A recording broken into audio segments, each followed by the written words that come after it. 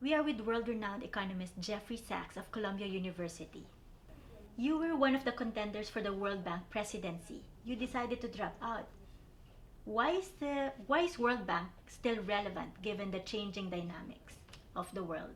Well, I wanted to be World Bank president, and I did get a lot of support around the world. I talked to a lot of world leaders, and I was very, very gratified all over the world, in Asia, in Africa, in Latin America, in Europe.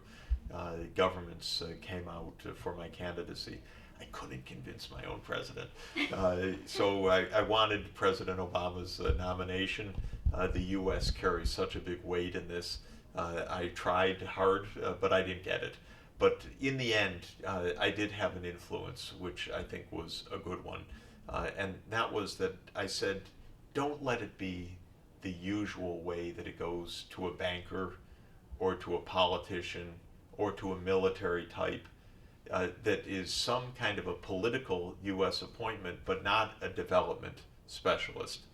And that they heard. I wish they had picked me, but they picked a wonderful person, somebody whom I know very, very well, Dr. Jim Kim. He was my colleague for a long time at Harvard University while I was there. Now I'm at Columbia University. I think Dr. Kim will be an outstanding leader of the World Bank.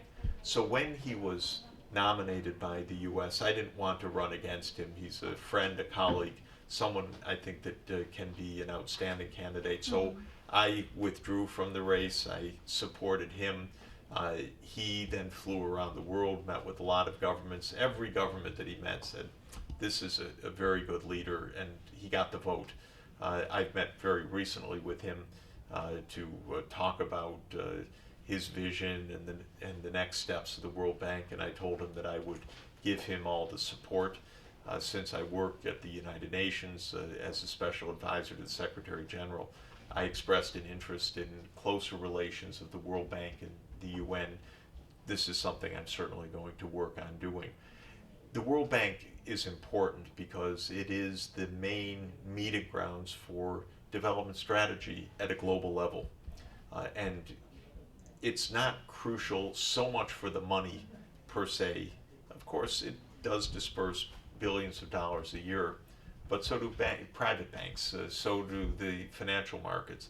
The World Bank is important mainly for the ideas that it promotes and for the ability to convene governments, international agencies, civil society, and industry to address problems.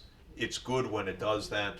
It fails when it simply is acting like a bank, because we have a lot of banks, so we don't really need just another bank. We need a development institution that is leading on challenges of sustainable development.